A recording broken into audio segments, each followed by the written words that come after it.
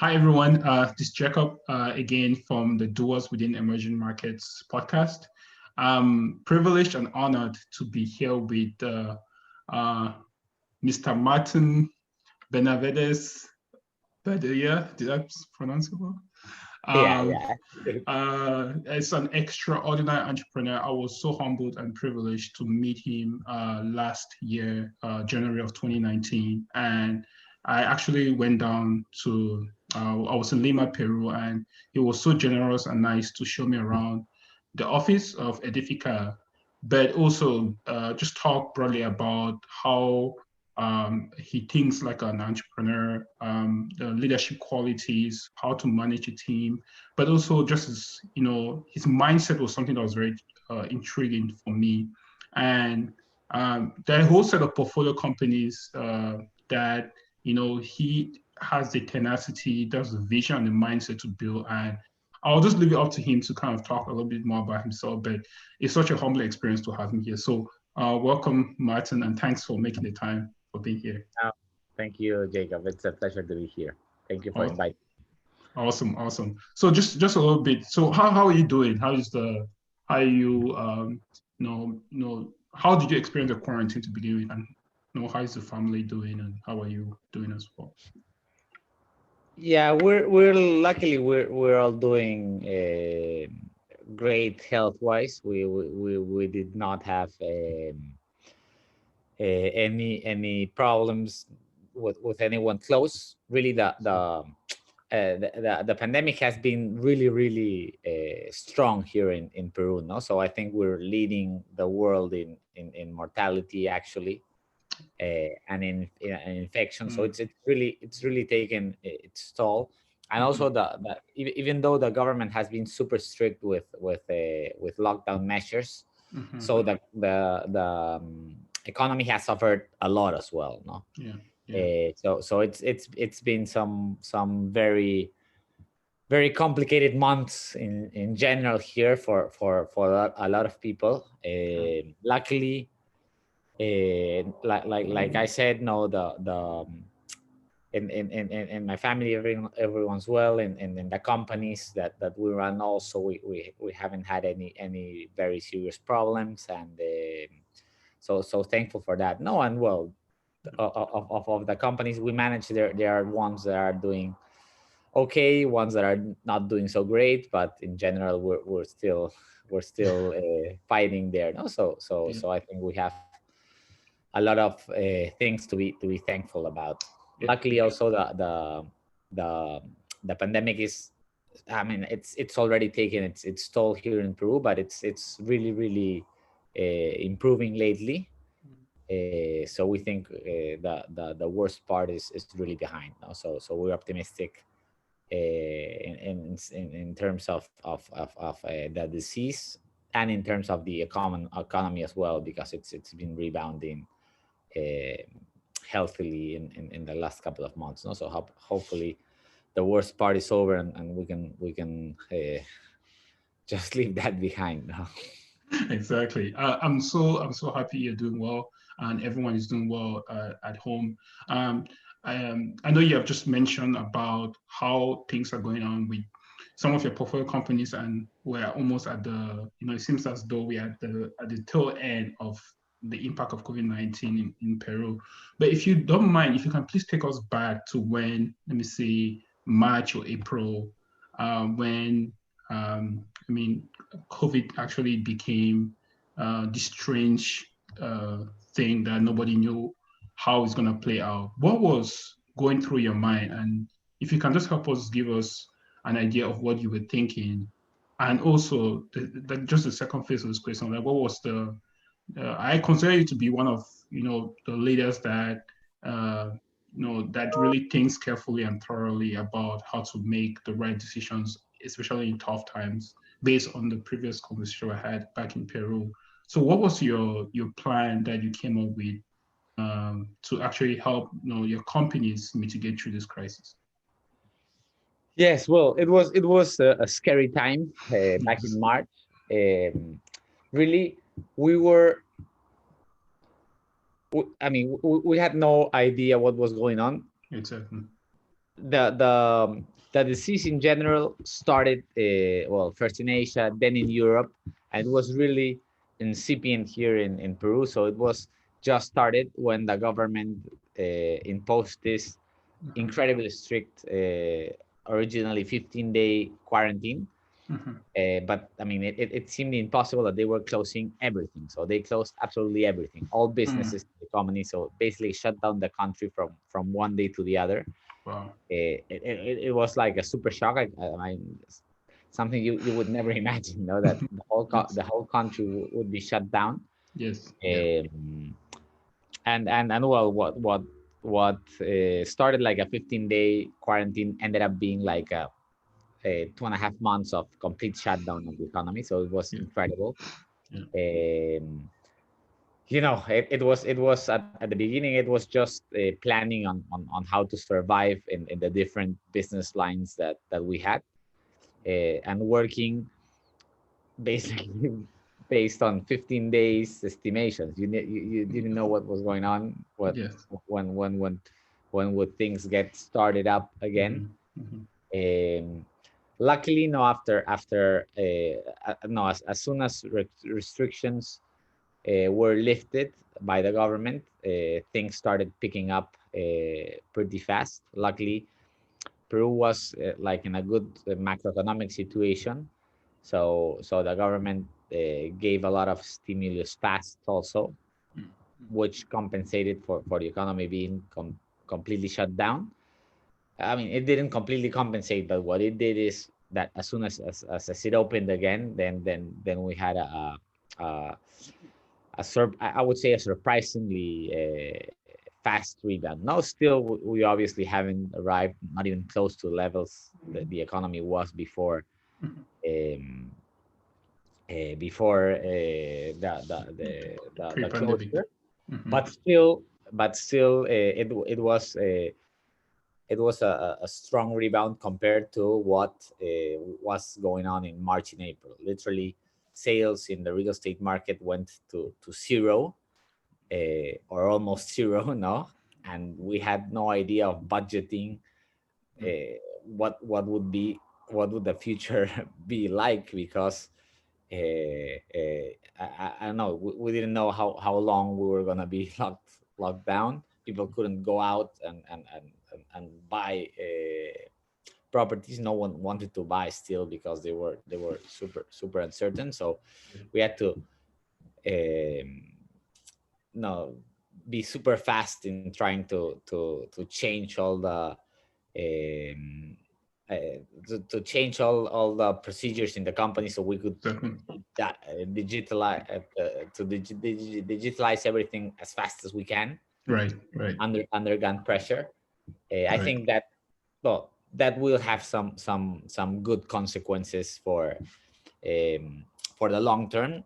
Yes. I think like in every crisis, good things happen. um, and well, start everyone working remote from the next day. So the lockdown was announced here on a Sunday night. Actually, we didn't know how strict they were gonna be, so we sent everyone to the office on the Sunday night to get their computers and just start working remotely from the Yeah. next day. Oh. Wow. But people adapted well. I think that crisis also bring out good things in people, and there, when you have a motivated team, and you have a team that has been working together for a long time, and they already know what things to do, they become very creative in finding solutions. And I think we saw that, and I was surprised by how fast the team responded, and how we started coming up with solutions for the different business lines that we had. And things started improving there, surprisingly well also. Obviously, now the financial situation is a big concern. Luckily, we were in general as a group in a good financial position. But still, no, we had to also get super um, creative with how we can save costs, talk to everyone, talk to investors, try to remain them calm, do a lot of scenario planning to see how things how bad could things get and what we would do in each situation. So it were like super busy days. I remember you were in your home, but basically you work from 7 a.m. to, I don't know, maybe 12 p.m. every day, Saturday, Sunday, or I don't know. Like, I think that like the first 2 months were something like that. Not just no time for anything else. But yeah, trying to find solutions. I think it's trying to find solutions and to absorb as much information as you can to make decisions, because it was complete uncertainty everywhere in the world, and now with the internet there is like an information overload from everywhere. So you just have to try to stay as informed, pick and choose what makes sense to you, and try to make decisions based on that. So busy times, but I think that super important times, and a lot of good things, and a lot of good learnings from those complicated times as well. Yeah, most definitely, most definitely. And I think one thing that I really saw, I just spent, I think, just 2 days when I came by your office, Edifica. And one thing that really stood out for me is just the culture. The culture is really, it was a very, collective, and also like people understood what they had to do. I had the opportunity to interview one or two of your co-partners, and something that was very clear from the onset was that they spoke the same language, like they understood the mission, the vision of the company very clearly. And also they were very passionate about what they were doing. And based on what you said in terms of how quickly the team members were able to adapt to the new environment with COVID-19, means you had laid the foundation for something that was very, very fundamental and instrumental in letting you guys get out of the COVID-19 crisis in a very stronger. So how do you was this something that having built this culture, was this something that were you super impressed by your team? Was this something that you said, oh, this is why you build good culture? What's the importance of good culture in companies, and how do you build that up? Because we have a lot of entrepreneurs that listen to podcasts like this. How do you build that good culture? How do you build that sense of same purpose and same vision within your employees, as well as within your co-partners, your managers, and all that? And that's something that just for 2 days, I felt like that was something that your Edifica, not to even mention other companies, had in the members. Yes, I think it's super important that you have to be consistent with your purpose, and the company has to really share that purpose, that sense of why are you doing what you are doing. I think that when you have that figured out, everything aligns, and you have to be if the company is consistent, then the culture will follow, I think. And the people that end up working there are the people who really feel that what you are doing makes sense.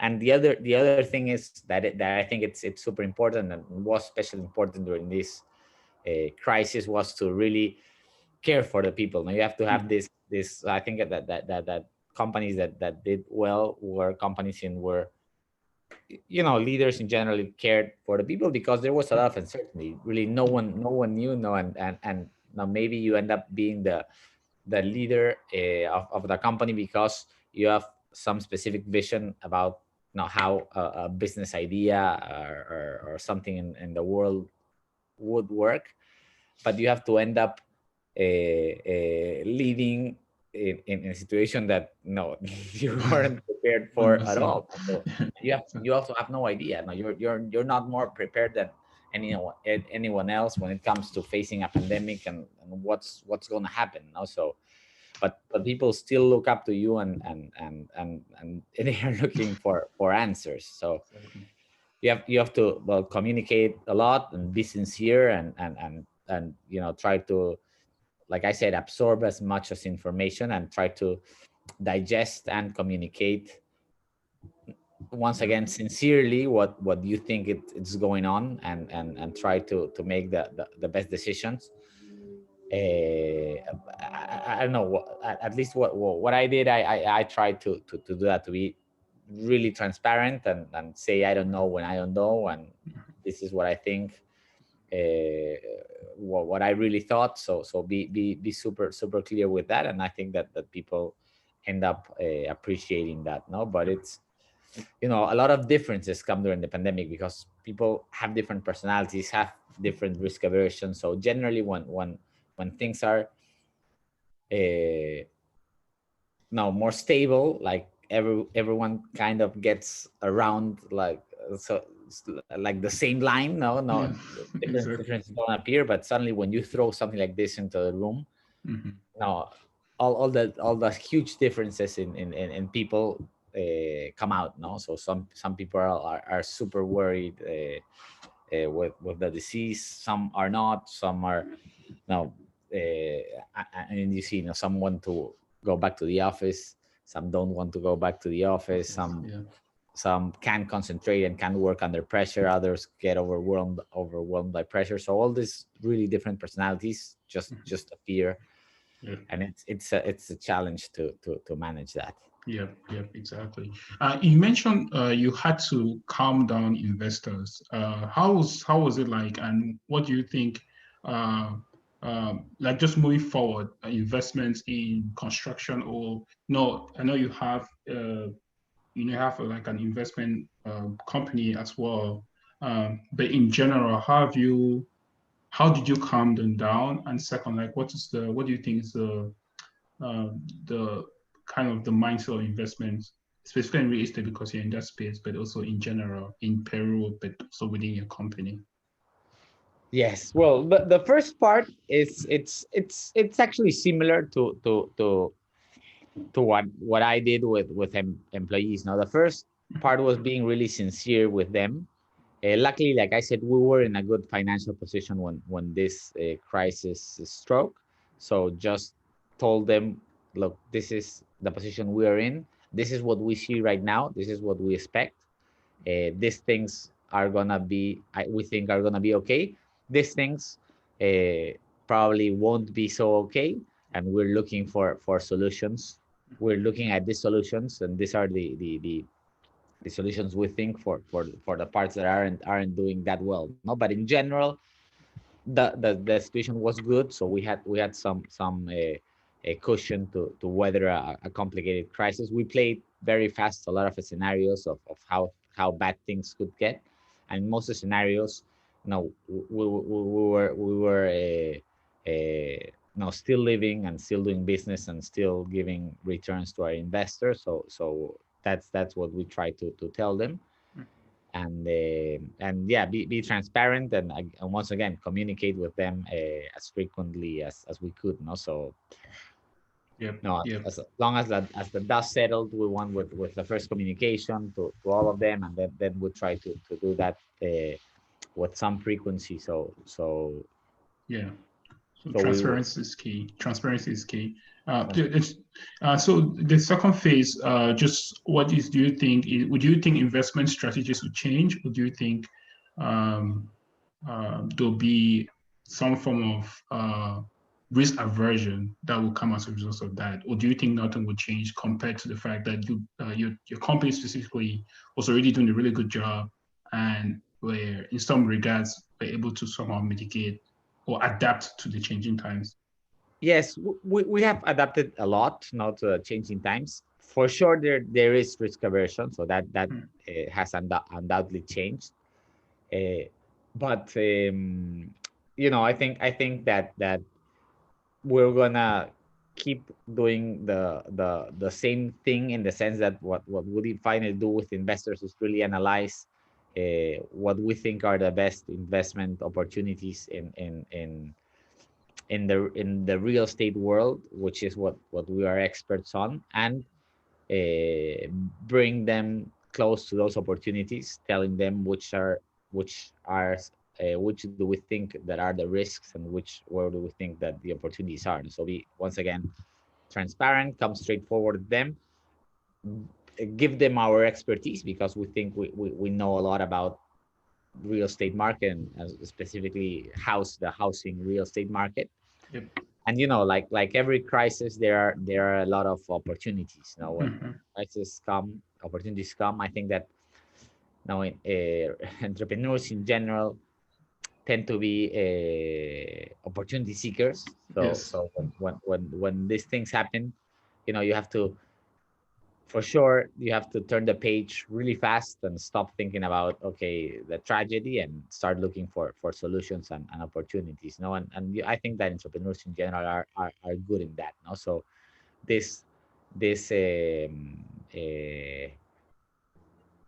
situation, I think has been the companies that will face better the situation are the companies that have this entrepreneurial spirit. So in that sense, we think that now all things done, a lot of a lot of good things have happened in our companies, and we've made like leaps forward really in some things that we were planning before and we were forced to do now. So I think that really, we're finishing the year uh, maybe with results not as good for year 2020 as we expected at the beginning, but I can tell you that for sure with the company better prepared to have better results in the future than what we expected at the beginning of 2020. I sincerely think that I mean we're gonna have probably a much better 21 and 22 and 23 because of what happened this year and the changes we had to make and the things we learned that we would have otherwise have Yeah.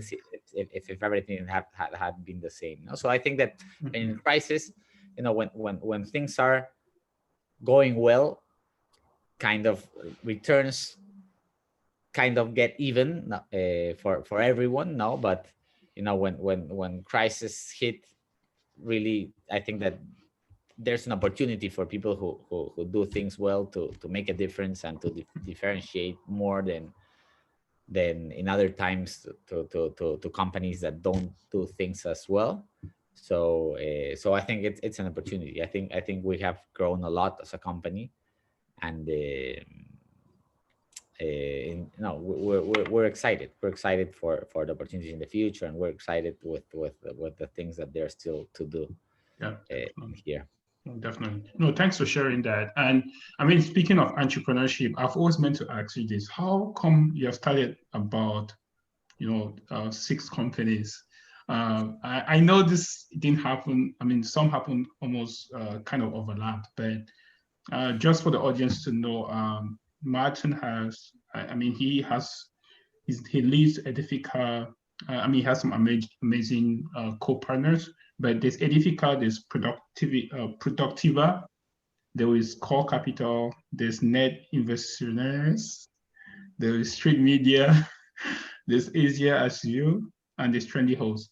How did you do that? I know some people try to Yeah. start just one company many Yeah, times yeah. and fail, but The- I how mean, was that possible? they're really basically two divisions. First, we started in media, and that's where Asia Sur and Street Media came from. So two business lines, no. And then we started with Edifica a few years after Asia Sur, and that's actually the main thing we're focused right now, no. And all the other companies,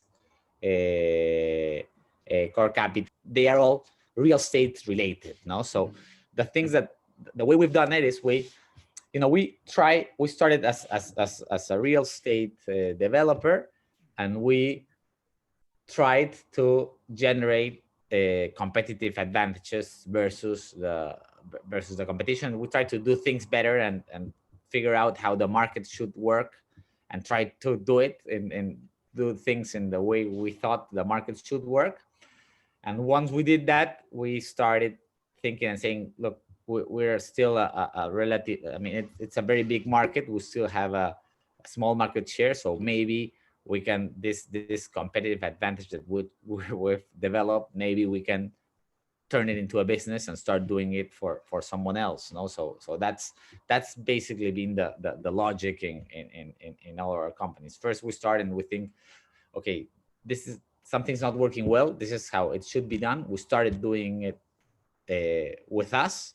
We see that it works, and then we say, hey, let's not only do it with us if it works, and there are a lot more developers who also need this, so let's try it and start and do it for others as well. So that's kind of been the logic, to look for competitive advantages, and then look if that particular competitive advantage is big enough so it can develop into a business idea and a new business. And that's how we're navigating. It's still a process that we're beginning now, but we think that there's a lot of potential in that, and probably more of this real estate related opportunities or opportunities related with something that we're already doing, principally in real estate, but now we're also in asset management. So and we're in some way in hospitality. So A brings you to B and B brings you to C, because you try to make first A work, then B work, and then C work, and that's how you end up with the other things. No, it's a challenge not to overstretch also, and that's something I particularly struggle with always, because you end up with overwhelmed and with the agenda a lot fuller than you actually plan for. Exactly. But it's if you're an entrepreneur, there's a lot of satisfaction in figuring out a way of how things should work, so how to improve the little part of the world that you're dealing with. So I personally find like a lot of satisfaction in that. So it's very difficult when you see an opportunity. It's really very difficult not to just figure a way to follow it and pursue it and then try to play the part that you can. Yeah. Just being a grad from Babson College, which is considered the entrepreneurship school of the United States, one of the best or the best. I would say for a fact it's easier said than done. And I, sometimes always say, most people identify the competitive advantage, but to actually do the work and actually implement it and actually grow something that, like what you have built, is very compelling. And I think your story by itself is unique. So I think people that listen to this podcast but have a chance to read your story will agree with me that I would say you are the Elon Musk of Peru. You're not building spaceships, but I think sometime in the future you might be the first or one of the first people that will build spaceships from Peru to Mars. But it's quite a fascinating story, and I know that there's more that you would do in Peru as well as in South America and even beyond. So we just have the last two questions, and we're gonna wrap up. The question I really wanted to ask is, so with the COVID-19 pandemic, I have given some key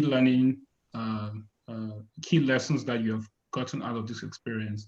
What has been, if you want to kind of point out the one lesson that has really stuck out from this pandemic, as a manager or a managing director of Edifica, or the lead or one of the main leaders of Edifica, what has been that one main thing that has really stood out for you? If you have thought about it, or if it's something that you say, this is something that if a crisis comes again, this is the one thing that I will, remind myself or try to implement. Yes, well, I think that especially this crisis, but in general, when a crisis comes, you have to focus on the people first. No, so at the end, companies are people. So if they are not working, and if their heads are not right, then the company won't work. Also, so there's I mean, it won't work if the people who work in the company are not with their minds correct, and problems will come for sure. So the first thing that you have to do is do that. So really try to focus on that. And you cannot solve all things, so don't pretend that you can solve all things, but be once again transparent and sincere with them, but try to understand what they're going through, and try to give them your view as openly as possible. No, and so that's the first thing. And the second thing is, you have to try to look for solutions. Once again, you won't have them all, but you cannot keep on dwelling on the problem, because you really get overwhelmed. So what you have to do is try to transmit that to your team. So try to get their heads out of the crisis and the disaster. You have to recognize it, and you have to acknowledge it, and you have to know that they're going through that, and they're going to have complicated moments. But you have to get them thinking in solutions, and how can we I mean, this already happened, how can we move forward, and how can we survive, or how can we keep our family safe, how can we keep our economy safe, what things we can do. So you know get them thinking in solutions and not dwelling in the problem, because if not, you really will get overwhelmed, and there's a lot of uncertainty. So basically, um, you have to communicate a lot, and manage it day by day. It's impossible to come in the solution in day one, but it's super important that in day two you start thinking the solution. So you won't get to it at first, but you have to start working on that. And as soon as the company starts, you get the company working on solutions, then I think the morale in the people improve, and everything improves. I mean, solutions not only for the company, but solutions in their lives as well. I'll try to help them in what they're facing right now with this uncertainty, and how things are going. Yeah, yeah, definitely, definitely, definitely. So, kind of the theme I'm getting is people first, transparency, and just keeping at it in terms of communications, right? Being open and honest, communication wise with your employees as well as your investors. But it's centered around people. So that's a really good takeaway that some of the listeners really appreciate. So the last question is in two phases. One is as you know, as you, I know you have, I consider you as a very successful multi-sector entrepreneur. I know you say focus on construction. What is your advice that you give to, and I know it's always mentioned in all interviews, but what's the advice you give to young aspiring entrepreneurs who want to do stuff in emerging markets like in Peru or Ecuador or Brazil, especially in Latin America? What should be their mindset once they get in there? In addition to the fact that we now have this pandemic that might seep in for a couple of years. So I think some people are very conservative in their thought process and want to find the most comfortable environment. But what will you advise them about, and what's the challenge about? And just the second phase of that question, which is the last question, is how do you see your future of your business, but also as an individual? What are the opportunities that you see that you as an entrepreneur can go forward? And personally, like, what is your future aspiration? Do you want to be known as the entrepreneur that stood out in Peru, globally, known as a global Peruvian entrepreneur that inspired the whole world? But just your personal aspirations, professional aspiration in terms of how you want to build your companies, but also the advice you give to people that want to come back to Peru or other emerging markets in Latin America. Yeah, sure. Well, first, no, Sorry, the there are too advice. many questions. Sorry. No. First of all, I'll go with the advice to entrepreneurs. Well, the good thing with I think that like the attractive thing with emerging markets is that there are there will be a lot of opportunities because things don't work as well as in developed markets. No, maybe you don't have like the infrastructure, you don't have like the infrastructure in general, like investors, like so there are things that are a lot more complicated. You don't have like the networking. You don't have a lot of the things you need in the ecosystem, but you have the market needs, no, and so that's when I think that personal, like when there's not the right infrastructure, the right environment, maybe like Yeah. personal abilities Yep. compensate Personalities. for that and make the difference. No, so there are market opportunities are there. Yep. You have to be very creative to figure them out Yeah. and make them work. Yep. It's not easy. Mhm. But that's the first thing. Well, the Mhm. second one, I mentioned it a lot, that it's always look for competitive advantages. There will be a lot of opportunities, but you have to look for a competitive advantage. Look at the like the microeconomics in that competitive advantage work. So some businesses probably need scale to really become a business, but Yeah. like the micro uh, business has to work. Yes. So it's not here in emerging markets. You cannot go, I think, with the thesis of I'll get a lot of scale and then I'll figure out the business model. I think you have to start with a business model that makes sense and Yep. not so long time, because there isn't that patient capital Yeah. around in here. So you have to focus on that on those microeconomics of the business. Yep. Yeah. And also you have to enjoy the process, but I mean, you have to focus on the process, enjoy the process, and be ready for a lot of disappointments, because things don't work as well, no, and roadblocks appear from where you Yeah. expect it the most. But you have to, that's doing business here in emerging markets. So you have Markets. to Yeah. you have to be ready for that, and you have to be creative, and you have to keep your spirits high, and you have to enjoy, the all the good things that entrepreneurship has, no, and be ready Yeah. to work very long hours as well, no, because So, if you get passionate about that, then it's gonna take a lot of hours to solve problems. But wow. that's what it is, no. That makes sense. That makes sense. And personally, what do I want to do? I think that there are.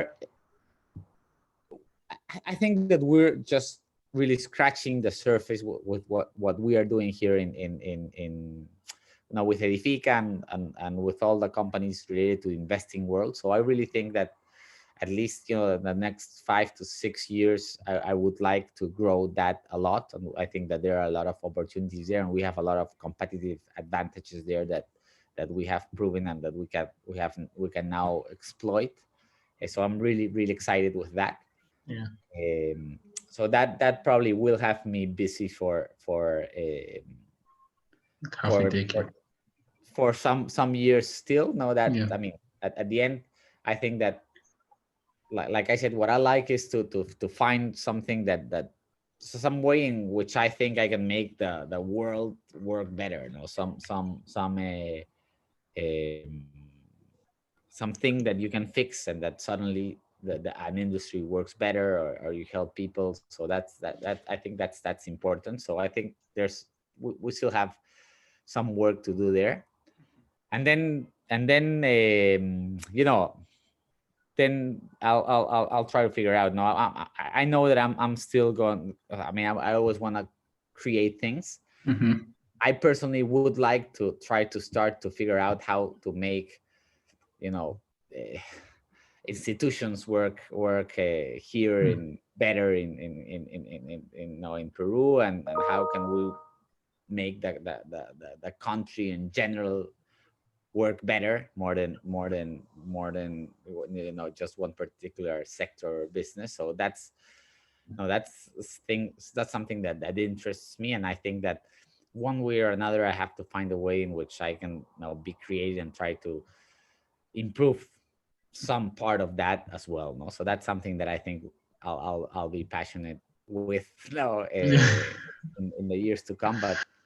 But Yeah. well, I'm luckily I'm still young. Yeah. So I still love what I do, and I plan to be working for a lot more years. So I think I'm trying not to You have a get long like way. overexcited and finish one thing, because I have this bad habit of jumping fast into Jumping things. things. Yeah. So Yeah. Yeah. Yeah. My guess is gonna start maybe 5 or 6 more companies in the next no way. in the next 4 years. I mean, I have to make a plan. In a couple of years, I'll start planning for the next 5 years and so on. So I'm Yeah. always making long-term plans. Yeah. Right now, like this my plan is that still with the companies that we're already starting, or related. Now I have 5 full years of work to really get them to the level that I'm thinking Mm-hmm. Yeah. we have really in reach now.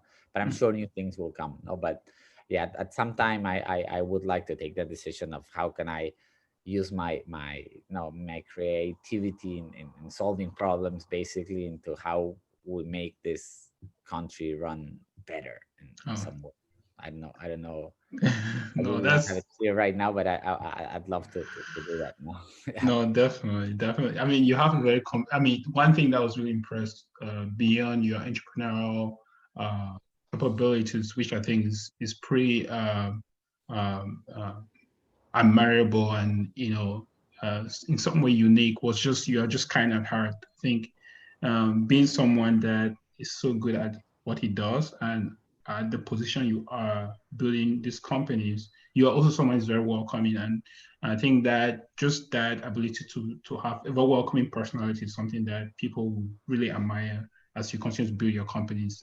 So um, entirely grateful for just you giving me your time and the audience for listening to this amazing talk. I do know there are many wins for you in the future because of your personality and your vision and also your tenacity, but also how practical you are and how you also see competitive advantages in different industries. So I'm really excited for you. And hopefully in the next maybe 2 years or 3 years, and if I have the chance to interview again, we'll be talking about how things have grown well and how you're thinking of the next 5 years or so. So thank you so much Oh, for your thank, time. thank you very much, Jacob. It's always like a pleasure to talk with you. It's great what you're doing also, bringing entrepreneurship closer to emerging markets. So I think that's something that's super useful. Yeah. And thank you very much. Thank you very much for inviting me. Now it was a pleasure when you were down here and you got to know what we do from up close. So Yes. I wish you the best. I'm sure you're gonna have a lot of success as well with what you're doing, and for sure we'll keep in touch. I'll be happy to talk whenever you Yes. want to invite me. Yeah, Thank you. definitely. Thank you so much. Take care. Take Now care. take care. Bye, Yeah. Jacob. Bye. Thank you. Nice seeing you again. Bye Yes. bye. Bye. Bye, guys. Talk to you guys soon. Next Bye bye. episode.